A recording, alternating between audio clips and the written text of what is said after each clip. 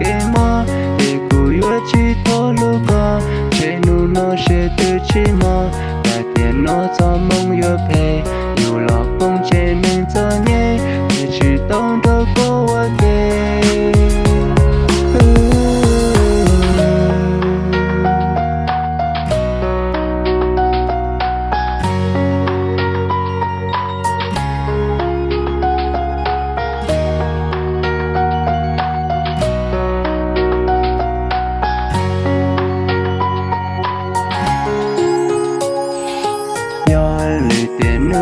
tranh ly hai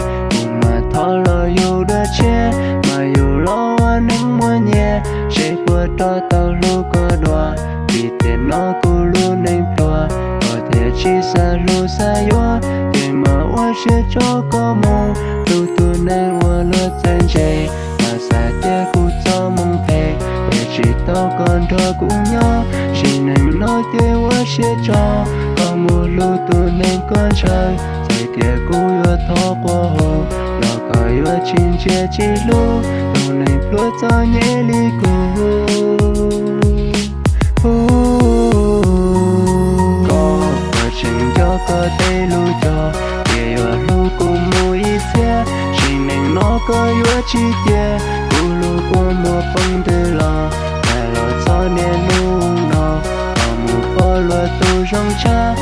Chỉ cho cái lối ta, ôi tôi chỉ mua theo lò, nhọn gió bao tiền tu lu tàu, cho thằng tôi ơi ở cái mơ, để cú yêu chỉ thâu lu co, trên nu nó sẽ tự chỉ mơ, đại tiền nó cho mong yêu về, yêu lo không che nên cho nhé, để chỉ tông đâu có ok.